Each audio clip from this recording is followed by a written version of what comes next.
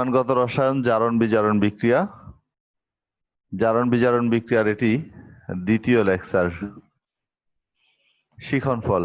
এই পাঠ শেষে শিক্ষার্থীরা জারণ অর্ধ সমীকরণ ব্যাখ্যা করতে পারবে, বিজারণ অর্ধ সমীকরণ ব্যাখ্যা করতে পারবে এবং আয়ন ইলেকট্রন পদ্ধতিতে জারণ বিজারণ বিক্রিয়ার সমতা করতে পারবে।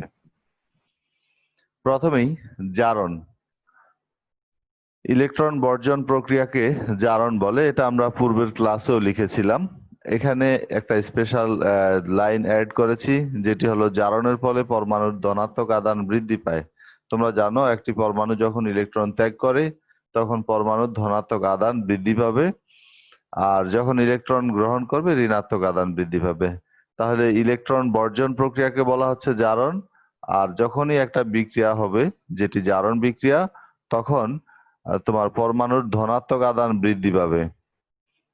ঠিক আছে, ধনাত্মক আদান বৃদ্ধি পায়।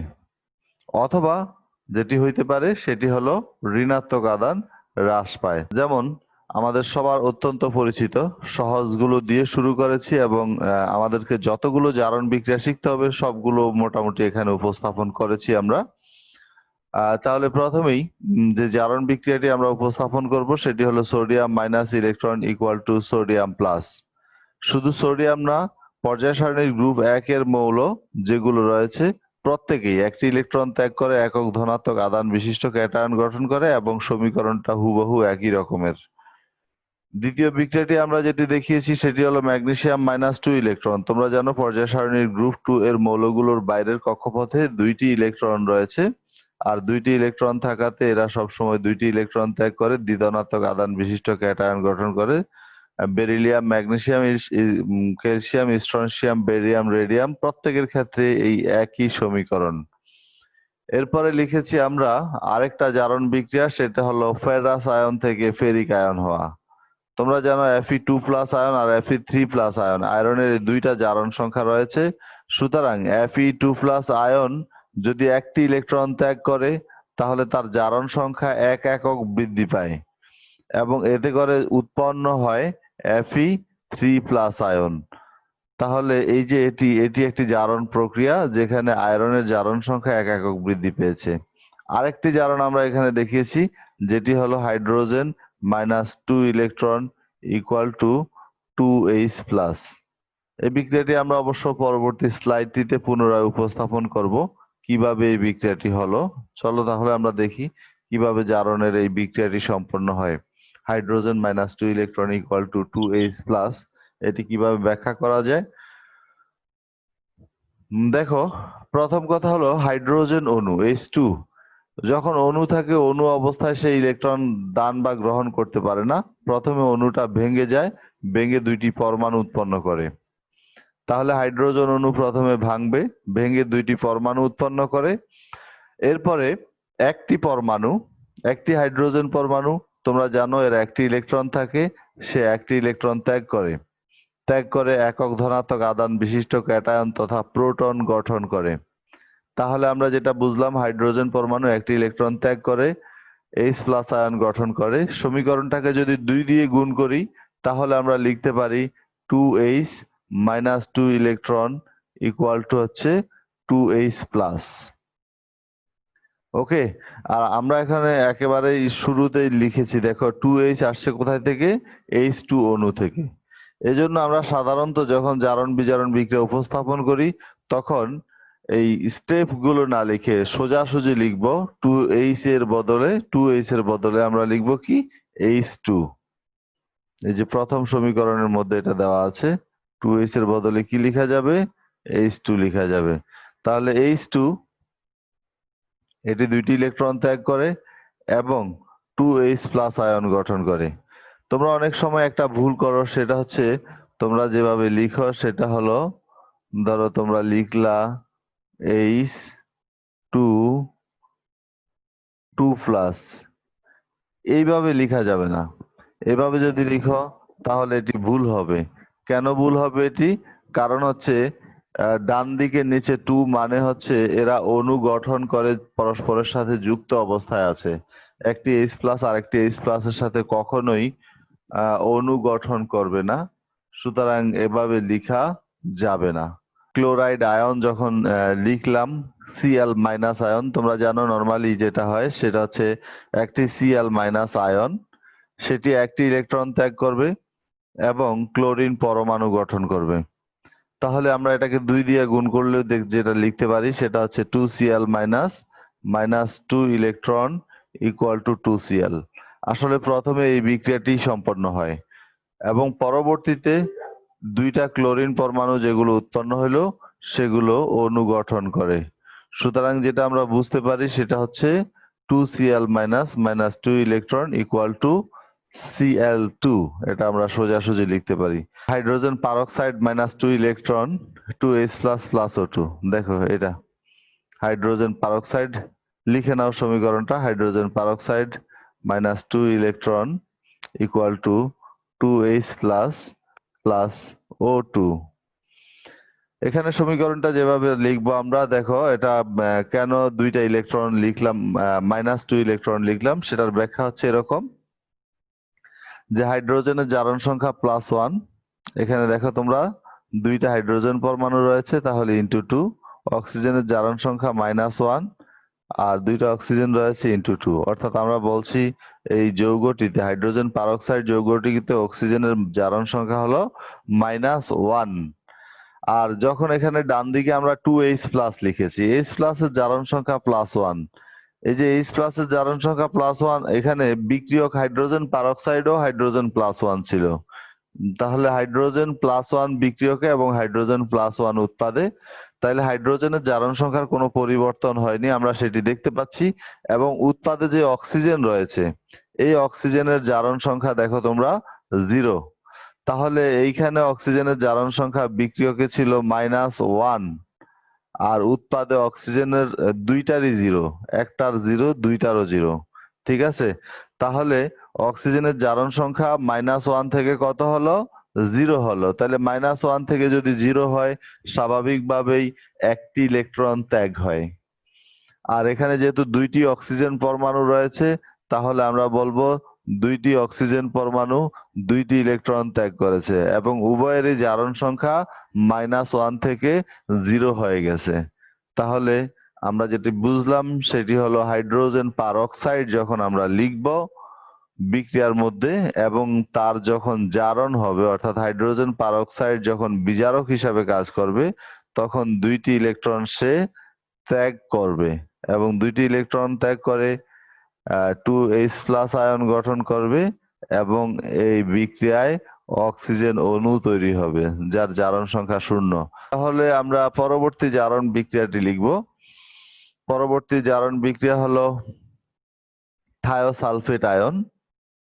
এখানে দুইটা থায়োসালফেট আয়ন দুইটি ইলেকট্রন ত্যাগ করে H4O6 2- আয়ন গঠন করে। ওকে, এটি আমরা জারণ সংখ্যা গণনা করে করতে পারি, এই জারণ বিজারণ বিক্রিয়াটি। অথবা আরেকটি টেকনিক আমি এখানে অ্যাপ্লাই করেছি, যার মাধ্যমে আমরা অপেক্ষাকৃত সহজে এই জারণ বিজারণ বিক্রিয়াটিকে শিখতে পারি। তো দেখে আসি তাহলে বিষয়টা কিভাবে উপস্থাপন করার চেষ্টা করেছি।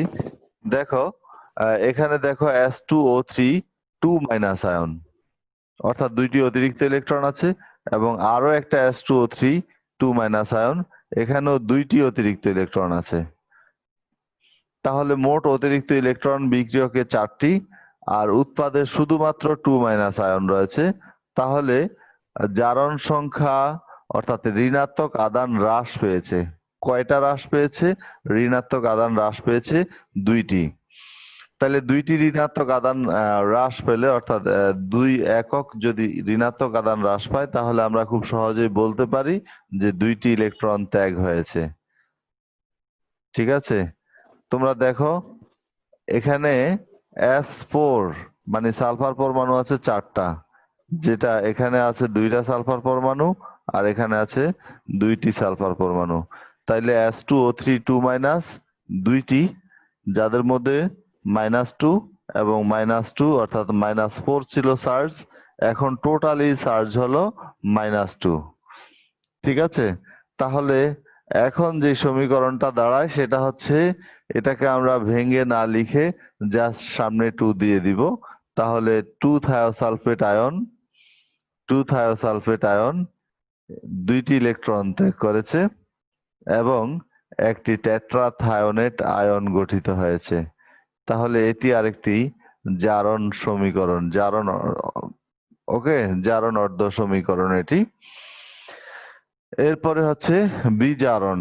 ইলেকট্রন গ্রহণ প্রক্রিয়াকে বিজারণ বলে। ইলেকট্রন গ্রহণ প্রক্রিয়াকে বিজারণ বলে, এটি আমরা আগেও জানি। আর যখনই ইলেকট্রন গ্রহণ হবে, তোমরা জানো ইলেকট্রনের চার্জ হচ্ছে ঋণাত্মক। বিজারণের ফলে ঋণাত্মক আধান বৃদ্ধি পাবে। অর্থাৎ একটা পরমাণু যদি 0 থাকে, এটা -1 বা -2 হয়ে যেতে পারে, অথবা -1 থাকলে -2 বা -3 হয়ে যেতে পারে। এরকম ঋণাত্মক আদান বৃদ্ধি পাবে বিজারণের ফলে, অথবা ধনাত্মক আদান বিজারণের ফলে হ্রাস পেতে পারে। যেমন ধরো Fe3+ আছে, এটি একটি ইলেকট্রন গ্রহণ করলো, তাহলে Fe3+ থাকবে না, Fe2+ হয়ে যাবে। তাহলে যদি কোনো একটি বিক্রিয়ায় বিজারণ সংগঠিত হয়, তাহলে ঋণাত্মক আদান বৃদ্ধি পাবে অথবা ধনাত্মক আদান হ্রাস পাবে। ক্লোরিন একটি ইলেকট্রন গ্রহণ করে, কারণ ক্লোরিন গ্রুপ 17 এর মৌল, খুব স্বাভাবিকভাবে একটি ইলেকট্রন গ্রহণ করে ক্লোরাইড আয়ন গঠন করে, এটি একটি বিজারণ। অক্সিজেন দুইটি ইলেকট্রন গ্রহণ করে অক্সাইড আয়ন গঠন করে, এটি আরেকটি বিজারণ। আরেকটি বিজারণ কপার আয়ন 2+ আয়ন, এটি যদি দুইটি ইলেকট্রন গ্রহণ করে তাহলে কপার পরমাণু উৎপন্ন করে, এটিও আরেকটি বিজারণ। ওকে, এখানে আমরা আরো একটি বিজারণ দেখিয়েছি, সেটা হলো আয়োডাইড আয়ন দুইটি ইলেকট্রন গ্রহণ করে 2I- উৎপন্ন করে। বিক্রিয়াটা সিম্পল। আয়োডিন অণু প্রথমে ভেঙে আয়োডিন পরমাণুতে পরিণত হবে। তোমরা জানো অণুর দ্বারা কখনোই ইলেকট্রন গ্রহণ সম্ভব না এভাবে, কারণ হচ্ছে অণুর কোনো ফাঁকা অরবিটাল নেই। সেই হিসাবে আয়োডিন অণু ভেঙে প্রথমে আয়োডিন পরমাণুতে পরিণত হয়। আর আয়োডিন পরমাণু তোমরা জানো যে ওর বাইরের কক্ষপথে 7টি ইলেকট্রন আছে, অষ্টক পূর্ণতার জন্য একটি ইলেকট্রন প্রয়োজন, I- আয়ন গঠন করেছে। আর এটাকে যদি 2 দিয়ে গুণ করি তাহলে আমরা লিখতে পারি 2I+2 ইলেকট্রন। তাহলে 2I-, এই 2I কে ইচ্ছা করলে আমরা I2 লিখতে পারি, কারণ দুইটি আয়োডিন পরমাণু একটি অণু অবস্থায় থাকে, I2 অণু অবস্থায় থাকে। তাহলে আমরা বলতে পারি আয়োডিন অণু, এটি আসলে প্রথমে ভেঙে আয়োডিন পরমাণুতে পরিণত হয়, তারপরে দুইটি পরমাণু উৎপন্ন হয় যারা প্রত্যেকে একটি করে মোট 2টি ইলেকট্রন গ্রহণ করে, এবং এতে 2টি আয়োডাইড আয়ন তৈরি হয়। তোমাদের মাথায় রাখতে হবে যেটা, সেটা হচ্ছে অনেক সময় তোমরা লিখতে চেষ্টা করো, সেটা হচ্ছে I2 2-। যদি এরকম লিখো তাহলে তোমরা 0 পাবে, অর্থাৎ এটি ঠিক নয়। ওকে, তাহলে আমরা পরের বিজারণে যাই। এখানে আরেকটি বিজারণ দেখানো হয়েছে, হাইড্রোজেন পারঅক্সাইডের বিজারণ। একটু আগেই তোমরা দেখেছো হাইড্রোজেন পারঅক্সাইডের জারণ, আর এখানে আমরা যেটা দেখিয়েছি সেটা হলো হাইড্রোজেন পারঅক্সাইডের বিজারণ। হাইড্রোজেন পারঅক্সাইড ইলেকট্রন গ্রহণ করেছে। তাহলে হাইড্রোজেন পারঅক্সাইডের বিজারণ বিক্রিয়াটা কিভাবে হয় সেটা আমরা দেখি। পানির অণুতে অক্সিজেনের জারণ সংখ্যা -2, এই যে পানির অণু, অক্সিজেনের জারণ সংখ্যা -2, আর হাইড্রোজেন পারঅক্সাইডে অক্সিজেনের জারণ সংখ্যা -1। এখানে কিন্তু একটি অক্সিজেন পরমাণুর জারণ সংখ্যা -1, আর এখানে একটি অক্সিজেন পরমাণুর জারণ সংখ্যা -2।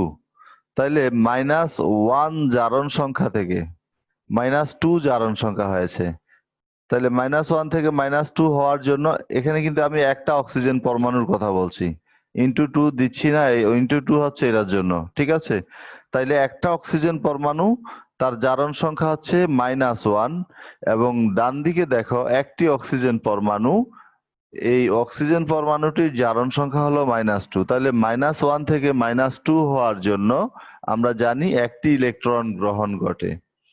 তাহলে যদি দুইটি অক্সিজেন পরমাণু যাদের জারণ সংখ্যা -1 করে, এখানে দুইটা অক্সিজেন পরমাণুর জারণ সংখ্যাই -1, আর আমরা এখানে 2 অণু পানি লিখেছি, 2 অণু পানির দুইটি অক্সিজেন পরমাণু উভয়ের জারণ সংখ্যাই -2। অক্সিজেনের জারণ সংখ্যা -1, আর এখানে দুইটি অক্সিজেন আছে, *2, আর এখানে অক্সিজেন পরমাণুর জারণ সংখ্যা -2। আর এখানে যেহেতু টোটালি 2 অণু রয়েছে, অর্থাৎ 2টি অক্সিজেন পরমাণু রয়েছে 2 অণুর জন্য, তাহলে ইনটু 2 দিতে পারি ইচ্ছা করলে আমরা। ঠিক আছে, তাহলে -4 আর এখানে হচ্ছে টোটাল -2। তাহলে -2 থেকে -4 হওয়ার জন্য স্বাভাবিকভাবেই মোট 4টি ইলেকট্রন এখানে অতিরিক্ত, আর এখানে ইলেকট্রন অতিরিক্ত হচ্ছে 2টি। তাহলে -1 × 2 থেকে -2 × 2 হওয়ার জন্য 2টি ইলেকট্রন গ্রহণ হয়েছে।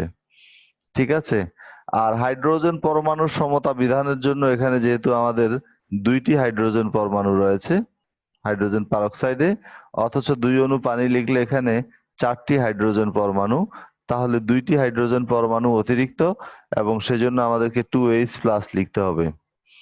এখন আমরা পরের বিজারণ অর্ধ সমীকরণটা দেখব। এটা আমাদের জন্য অত্যন্ত ইম্পর্টেন্ট। পটাশিয়াম পারম্যাঙ্গানেটের ম্যাঙ্গানেট আয়ন 5টি ইলেকট্রন গ্রহণ করে Mn2+ আয়ন তৈরি করে। এখানে ম্যাঙ্গানিজের জারণ সংখ্যা হচ্ছে +7। তারপর এইখানে যে ম্যাঙ্গানিজ দেখতে পাচ্ছ, সেই ম্যাঙ্গানিজের জারণ সংখ্যা হচ্ছে কত? এখানে ম্যাঙ্গানিজের জারণ সংখ্যা হচ্ছে +2। তাহলে ম্যাঙ্গানিজের জারণ সংখ্যা +7 থেকে +2 হয়েছে। কয়টি ইলেকট্রন গ্রহণ হয় তাহলে +7 থেকে +2 হওয়ার জন্য? 5টি। এই যে দেখো 5টি ইলেকট্রন আমরা গ্রহণ দেখিয়েছি। এই বিক্রিয়ায় এখানে মোট 4টি অক্সিজেন পরমাণু রয়েছে বিক্রিয়কে, দেখো এই যে এই জায়গায় 4টি অক্সিজেন পরমাণু। যতটি অক্সিজেন পরমাণু রয়েছে তার ডাবল হাইড্রোজেন প্লাস যুক্ত করতে হবে, তার ডাবল H+ যুক্ত করতে হবে। আবার বলছি, যতটি অক্সিজেন পরমাণু থাকবে তার ডাবল H+ আয়ন যুক্ত করতে হবে। তো এখানে যেহেতু 4টি অক্সিজেন রয়েছে, তাহলে আমি 8টি H+ যুক্ত করলাম, কারণ এই 4টি অক্সিজেন 8টি হাইড্রোজেন মিলে 4 অণু পানি হবে, এই যে 4H2O। তারপরের বিজারণ অর্ধ সমীকরণটি আমরা একইভাবে ব্যাখ্যা করব। দেখো এখানে পটাশিয়াম ডাইক্রোমেট লিখেছি, এটার +6 ইলেকট্রন +14H+ লিখেছি। এটা কিভাবে সমতা করি সেটা একটু দেখো। এখানে তোমরা বিক্রিয়কে যে ক্রোমিয়াম দেখতে পাচ্ছ, তোমরা এই ক্রোমিয়ামের জারণ সংখ্যা নির্ণয় করেছিলে আগের ক্লাসে? জি স্যার, কত ছিল মনে আছে? ক্রোমিয়ামের জারণ সংখ্যা এখানে +6। তাহলে আমরা বুঝলাম এখানে ক্রোমিয়াম পরমাণুর জারণ সংখ্যা +6। আর এখানে কয়টি ক্রোমিয়াম আছে? 2টি ক্রোমিয়াম পরমাণু আছে। তাহলে +6 × 2 হচ্ছে এখানে জারণ সংখ্যা। আর এখানে জারণ সংখ্যা হলো কত দেখাচ্ছে? এখানে ক্রোমিয়ামের জারণ সংখ্যা দেখাচ্ছে +3 এবং এখানে 2টি ক্রোমিয়াম পরমাণু, তাহলে × 2। তাহলে তোমরা দেখতে পাচ্ছ এখানে টোটাল প্লাস চার্জ হলো, এখানে টোটাল প্লাস চার্জ হলো, এই যে এখানে টোটাল প্লাস চার্জ হলো +6 × 2 +12, আর এখানে হচ্ছে +3 × 2 = +6। তাহলে পার্থক্যটা হচ্ছে 6। +6 কমেছে, জারণ সংখ্যা 6 একক কমে গিয়েছে। তো ধনাত্মক চার্জ কখন কমবে? যখন ইলেকট্রন গ্রহণ হবে। 6টি ইলেকট্রন গ্রহণের কারণে 6 একক ধনাত্মক চার্জ কমে গিয়েছে। এবং এখানে টোটাল 7টি অক্সিজেন পরমাণু আছে, দেখো 7টি অক্সাইড আয়ন O2- আয়ন কয়টা আছে? 7টা। তাহলে 7টি O2- আয়ন, এ কারণে আমরা এখানে 14টি ডাবল 14টি H+ আয়ন যুক্ত করেছি, এতে করে 7H2O তৈরি হয়। এখানে জিঙ্কের জারণ সংখ্যা হচ্ছে 0, কপারের জারণ সংখ্যা +2, সালফেটের জারণ সংখ্যা হচ্ছে -2, এখানে জিঙ্কের জারণ সংখ্যা হচ্ছে +2, আর এখানে সালফেটের জারণ সংখ্যা হচ্ছে -2, কপারের জারণ সংখ্যা হচ্ছে 0।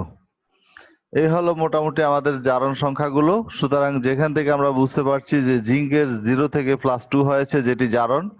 জিঙ্ক 2টি ইলেকট্রন ত্যাগ করেছে, জিঙ্ক 2টি ইলেকট্রন ত্যাগ করেছে, এবং এর ফলে জিঙ্কের জারণ সংখ্যা হয়েছে Zn2+। আর বিজারণ অর্ধ সমীকরণটি ছিল কপার 2+ থেকে কপার হয়েছে, অর্থাৎ কপার 2+, এটি 2টি ইলেকট্রন গ্রহণ করেছে, ফলে কপার যার জারণ সংখ্যা 0 হয়ে গেছে। ওকে, আর এটাকে যখন যোগ করব তখন 2 ইলেকট্রন এবং 2 ইলেকট্রন কাটা যাবে, ফলে zinc plus copper 2+ ion equal to zinc ion plus copper, এটা তৈরি হচ্ছে। আর সার্বিক বিক্রিয়া হচ্ছে দর্শক আয়ন যোগ করে। দর্শক আয়ন বলছি আমরা এখানে সালফেটকে, কারণ তোমরা দেখো সালফেটের জারণ সংখ্যা বিক্রিয়কে -2, উৎপাদেও -2, সুতরাং সালফেট হলো দর্শক আয়ন। এরপর আমরা আজকে যে বিক্রিয়াটি আলোচনা করতে যাচ্ছি সেটি হলো potassium dichromate plus ferrous sulphate plus sulphuric acid, arrow sign দিয়ে আমরা প্রোডাক্ট লিখেছি। এখানে ক্রোমিয়ামের জারণ সংখ্যা, তোমাদের মনে হয় আমি ক্রোমিয়ামের জারণ সংখ্যা বের করা শিখিয়েছিলাম। জারণ সংখ্যাটি আমাকে হিসাব করে দেখাবে। দ্রুত বলবে ক্রোমিয়ামের জারণ সংখ্যা কত। হ্যাঁ স্যার +6। ক্রোমিয়ামের জারণ সংখ্যা হচ্ছে +6, এবং কয়টি ক্রোমিয়াম আছে? ক্রোমিয়াম আছে 2টি। ওকে, শুধু ক্রোমিয়ামের জন্য লিখলাম। আর আয়রনের জারণ সংখ্যা এখানে যেহেতু সালফেট -2, তোমরা জানো যে আয়রন +2। ওকে, তো এখন কথাটা হচ্ছে এই জারণ সংখ্যা থেকে আমরা যেটা আইডিয়া করি সেটা হচ্ছে, প্রথম কথা হলো আয়রনের জারণ হইতে পারে। যেহেতু পটাশিয়াম ডাইক্রোমেট একটা তীব্র জারক, আয়রনের জারণ হবে। এখানে আয়রন Fe2+ আছে, সুতরাং জারণ হলে কি হবে? Fe3+ হবে। এটা হলো জারণ অর্ধ সমীকরণ। যেহেতু বিক্রিয়ায় ডাইক্রোমেট আয়ন অংশগ্রহণ করছে, তাই তুমি ইচ্ছা করলে পটাশিয়ামকে যোগ করে লিখতে পারবে না, অর্থাৎ বিজারণ অর্ধ সমীকরণে শুধু ডাইক্রোমেট আয়নটি লিখতে হবে। তো পটাশিয়াম 2টা যদি বাদ দিয়ে লিখি, তাহলে 2টা পটাশিয়ামের জন্য +2, বাকি ডাইক্রোমেটের জন্য তাহলে -2। এই জারকের অক্সিজেন পরমাণুগুলোকে পানির অণুতে পরিণত করতে হবে। জারকের অক্সিজেন পরমাণুগুলোকে পানির অণুতে পরিণত করতে হলে এখানে 7টি অক্সিজেন পরমাণু রয়েছে, সুতরাং তোমরা 14টি H+ আয়ন যুক্ত করবে। যেহেতু 7টি অক্সিজেন পরমাণু রয়েছে, কয়টি H+ যুক্ত করবে? 14টি, ডাবল। এই 2টা মিলে হয়েছে H2O। H2O তাইলে কত অণুর হইলো? 7 অণু H2O হলো। তারপরে ক্রোমিয়ামের জারণ সংখ্যা এখানে কত ছিল? তোমরা দেখো উপরে লেখা আছে, এখানে ক্রোমিয়ামের জারণ সংখ্যা ছিল +6 × 2, অর্থাৎ 2টা ক্রোমিয়ামের যদি বলি +6 করে +12। আর এইখানে ক্রোমিয়ামের জারণ সংখ্যা কত? এখানে ক্রোমিয়ামের জারণ সংখ্যা হলো +3। আর 2টা ক্রোমিয়ামের জন্য +3 × 2 যদি বলি তাহলে +6, আর এখানে টোটাল +12। তাহলে পজিটিভ চার্জ হ্রাস পেয়েছে। কয় একক হ্রাস পেয়েছে? 6 একক, অর্থাৎ 6টি ইলেকট্রন গ্রহণ করেছে।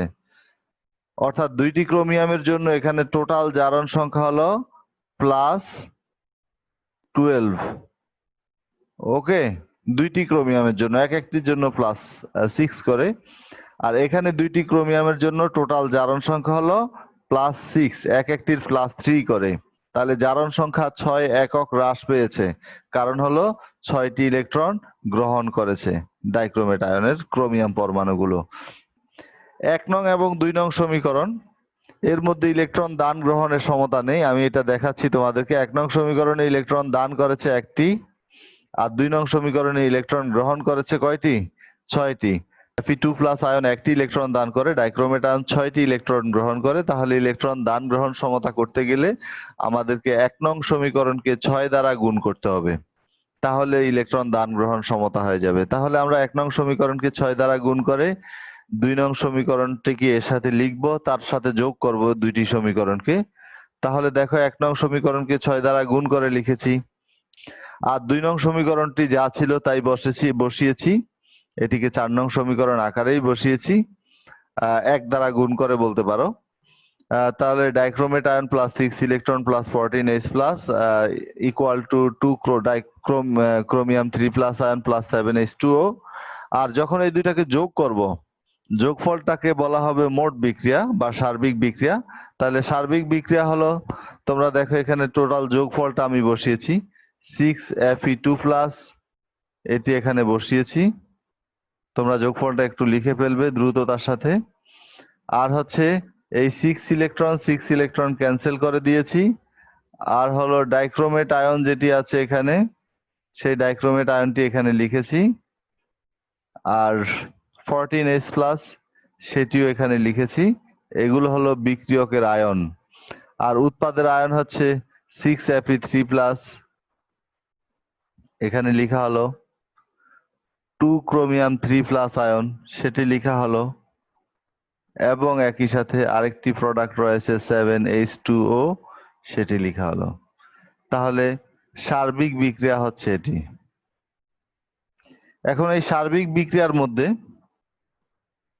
কখনো কখনো আমাদেরকে দর্শক আয়ন যোগ করে লিখতে হইতে পারে। যখন আমার বিক্রিয়কে টোটাল বিক্রিয়ক দেওয়া থাকবে, দর্শক আয়ন তখন আমাকে উপস্থাপন করতেই হবে। সেক্ষেত্রে দর্শক আয়ন যোগ করে আমরা যেটি লিখব সেটি হলো dichromate ion, potassium dichromate. Potassium dichromate লিখেছি, এই যে ডাইক্রোমেট আয়ন এখানে ছিল। ডাইক্রোমেট আয়নের জন্য লিখেছি পটাশিয়াম ডাইক্রোমেট। তোমরা জানো পটাশিয়াম ডাইক্রোমেট ভেঙে ডাইক্রোমেট আয়ন তৈরি হয়েছিল, সেজন্য মোট যৌগটি আমরা এখানে উপস্থাপন করেছি। তোমরা যদি খেয়াল করো একটু, এখানে একটা দর্শক আয়ন যোগ করেছি। দর্শক আয়নটা হলো, কেউ বলবা দর্শক আয়ন কি এখানে নতুন করে? হ্যাঁ, পটাশিয়াম। পটাশিয়াম। ওকে, 6 ফেরাস আয়ন ছিল এখানে বিক্রিয়কে। 6 ফেরাস আয়নের জায়গায় লিখেছি 6 ফেরাস সালফেট, এখানে দর্শক আয়ন সালফেট। এরপরে হচ্ছে 14H+ ছিল এখানে বিক্রিয়কে। এখানে আমরা বিক্রিয়কে লিখেছি 7H2SO4, কারণ এই যে 2 আছে হাইড্রোজেনের ডান পাশে নিচে, 2 সাথে 7 মাল্টিপ্লাই করলে 14H+ হয়ে যাবে। আমরা জানি একটি সালফিউরিক অ্যাসিড অণু 2টি H+ আয়ন দান করে, সেই হিসাবে 7 সালফিউরিক অ্যাসিড মলিকিউল 14H+ দিতে পারবে খুব সহজে। ওকে, তাহলে বিক্রিয়কগুলো আমাদের উপস্থাপন করা শেষ হলো। এবার আমরা উৎপাদগুলোকে উপস্থাপন করি। উৎপাদে প্রথমে আমি ক্রোমিয়াম লিখেছি। দেখো এই ক্রোমিয়াম, এখানে ক্রোমিয়াম আছে। এই ক্রোমিয়াম হচ্ছে প্লাস আয়ন। আচ্ছা, এখানে এই ক্রোমিয়াম প্লাস আয়নের ডান পাশে কি লিখবো সেটা বোঝার জন্য আমাদের যেটি বোঝা প্রয়োজন সেটা হচ্ছে যে কোনো পজিটিভ আয়ন যখন এটি থাকবে ডান পাশে বা বাম পাশে, এটি ডান পাশে যৌগ লিখতে গেলে আমাকে নেগেটিভ আয়ন অ্যাড করতে হবে। আর নেগেটিভ আয়ন ডান পাশে বা বাম পাশে থাকলে এটা ডান পাশে পজিটিভ আয়ন অ্যাড করতে হবে। তাহলে নেগেটিভ ও পজিটিভ আয়ন অ্যাড করে আমাদেরকে কি করতে হয়? যৌগ সমতা করতে হয়, যৌগের সংকেত লিখতে হয়। তো এখানে আমরা এই যে এই ফেরাস সালফেট, এখানে শুধু আমরা সালফেট আয়ন অ্যাড করেছি যেটি দর্শক আয়ন। এখানে সালফিউরিক অ্যাসিডেও সালফেট আয়ন অ্যাড করেছি, এটি দর্শক আয়ন। এখানে পটাশিয়াম ডাইক্রোমেটে পটাশিয়াম আয়ন অ্যাড করেছি, এটি দর্শক আয়ন। তাহলে দর্শক আয়ন বলতে আমরা দুইটি আয়নকে বুঝি। একটা হলো সালফেট আয়ন, আরেকটা হলো পটাশিয়াম আয়ন। দর্শক আয়ন বলতে আমরা বুঝি সালফেট আয়নকে এবং পটাশিয়াম আয়নকে। সুতরাং ডান পাশে এই যে পজিটিভ যে আয়নগুলো আছে সেগুলোর সাথে আমরা দর্শক আয়ন হিসাবে ঋণাত্মক সালফেট আয়নকে অ্যাড করব। তাহলে ক্রোমিয়াম রয়েছে দুইটা, ক্রোমিয়াম দুইটার জন্য আমরা ক্রোমিয়াম সালফেটের সংকেত লিখে দিয়েছি। এই যে ক্রোমিয়াম সালফেট Cr2SO4(3). এখন ক্রোমিয়াম সালফেটের সংকেত কি হবে এটি অবশ্য আমরা জুনিয়র ক্লাসগুলোতেই শিখে ফেলার কথা, তারপরে অনেকটা বলে দিই। সেটা হচ্ছে ক্রোমিয়ামের যোজনী সালফেটের নিচে যাবে, সালফেটের যোজনী ক্রোমিয়ামের নিচে আসবে।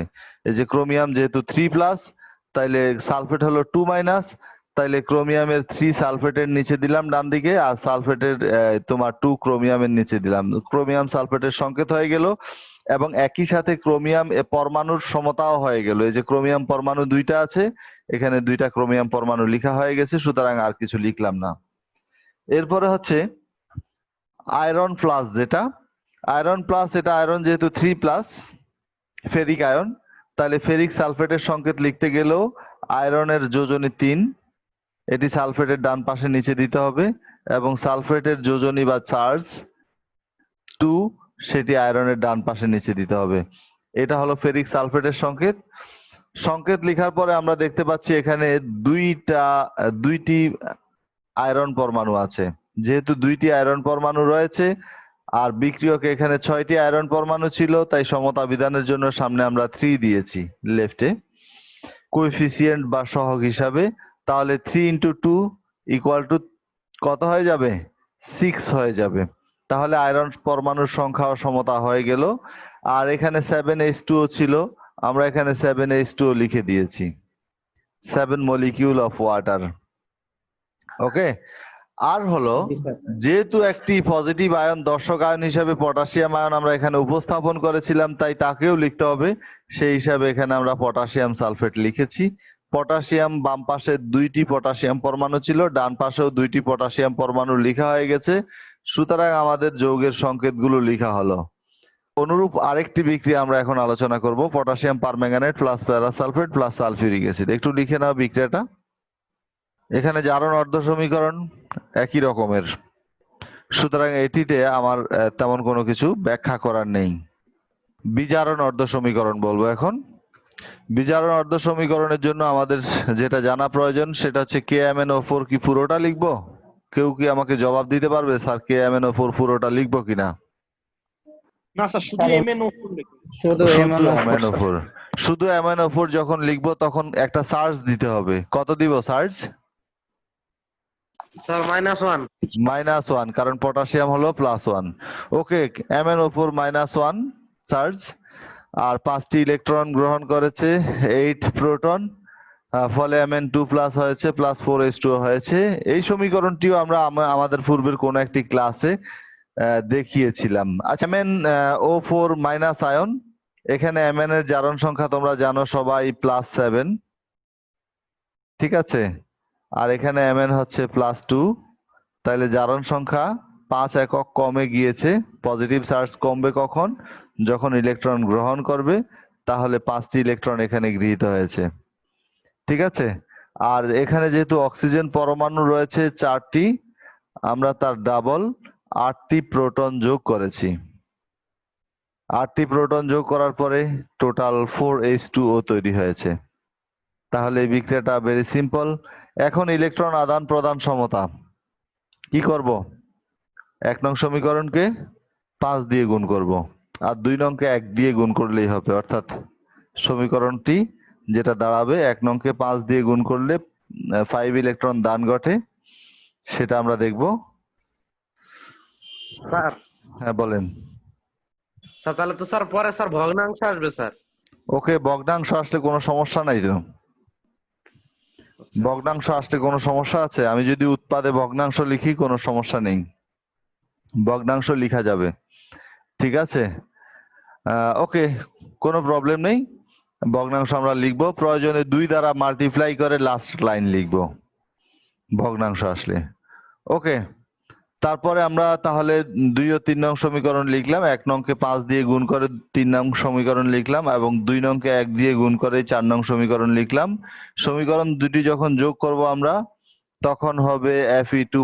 তোমরা দেখো এই জাস্ট 5 ইলেকট্রন ক্যান্সেল, আর বাকি সব লিখেছি Fe2+, এখানে Fe2+, MnO4 মাইনাস, এখানে MnO4 মাইনাস, 8 প্রোটন, 8 প্রোটন, বিক্রিয়ক শেষ। উৎপাদ হচ্ছে Fe3+, 5টি, Mn minus, Mn plus ion, okay, Mn2+ ion, Mn2+ ion, 4H2O, 4H2O, complete. এটি হলো সার্বিক বিক্রিয়া। সার্বিক বিক্রিয়ার পরে আমরা যেখানে যাব সেটি হচ্ছে দর্শক আয়ন যোগ করব। দর্শক আয়নগুলো জানো তোমরা, MnO4 মাইনাসের সাথে দর্শক আয়ন ছিল কে যোগ করে লিখেছি। এটার সাথে দর্শক আয়ন ছিল সালফেটও লিখেছি। এখানে দর্শক আয়ন ছিল সালফেট, যেটি সালফিউরিক অ্যাসিড থেকে প্রোটন গুলো এসেছে, সেটা লিখলাম। এবার Mn2+, যেহেতু নেগেটিভ দর্শক আয়ন শুধু সালফেট, পজিটিভ দর্শক আয়ন শুধু পটাশিয়াম। পজিটিভ দর্শক আয়ন পটাশিয়াম, আর নেগেটিভ দর্শক আয়ন হলো এখানে সালফেট, এখানে সালফেট। তাহলে Mn এর ডান পাশে নেগেটিভ দর্শক আয়ন লিখতে হবে, অর্থাৎ সালফেটকে লিখতে হবে Mn2+, সালফেট 2-, এমনিতেই অণুর সংকেত হয়ে গেছে। আর আয়রন 3+, সালফেট 2-, সেই হিসাবে আমরা আয়রন সালফেটের সংকেত লিখবো। Fe এর জারণ সংখ্যা 3, সালফেটের জারণ সংখ্যা 2। এখন আয়রন পরমাণু আছে 5টা, এখানে 5টি আয়রন পরমাণু রয়েছে। সুতরাং আমরা এখানে যেহেতু 2 লিখেছি, সমতা করতে গেলে আমাকে কি করতে হবে? এখানে 5/2 লিখতে হবে, কারণ 5/2 ইন্টু 2 সমান সমান 5। ওকে, এরপরে 4H2 লিখলাম। এরপরে হচ্ছে এখানে একটি পটাশিয়াম আয়ন অ্যাড করেছিলাম, এজন্য 1/2 K2SO4 লিখে দিলাম। তাহলে 1/2 ইন্টু 2 ইকুয়াল টু 1 হবে। তাহলে আমাদের সবগুলো হয়ে গেল। এখন এই যে এখানে দুইটি জায়গায় তোমরা ডেসিমাল নাম্বার পেয়েছো, 5/2 এবং 1/2। এগুলোকে যদি তুমি ইকুয়াল করতে যাও, তাহলে বোথ সাইডকে তুমি 2 দ্বারা মাল্টিপ্লাই করবে। এখানে আমরা আরেকটা বিক্রিয়া দিয়েছি, potassium dichromate plus sodium thiosulphate plus sulphuric acid product, জারণ অর্ধ সমীকরণ। এই জারণ অর্ধ সমীকরণটা আমরা আগে লিখেছিলাম, আজকের ক্লাসে যদি উপস্থাপন করিনি। 2 থায়োসালফেট আয়ন, এটি 2টি ইলেকট্রন ত্যাগ করে, ঠিক আছে, আর টেট্রাথায়োনেট আয়ন উৎপন্ন করে, এটার নাম হলো টেট্রাথায়োনেট আয়ন। বিজারণ অর্ধ সমীকরণ এই মাত্রই আলোচনা করে এসেছি। এবার ইলেকট্রন দান গ্রহণ সমতার জন্য 1 নং সমীকরণ, এটাকে তোমরা দেখো এখানে 2, এখানে হচ্ছে 6 ইলেকট্রন। 1 নংকে 3 দ্বারা গুণ করতে হবে। 1 নংকে 3 দ্বারা গুণ করলে যেটা দাঁড়াবে সেটা হচ্ছে এই 6s2O3 2 minus 6 electron equal to 3s4O6 2 minus ion.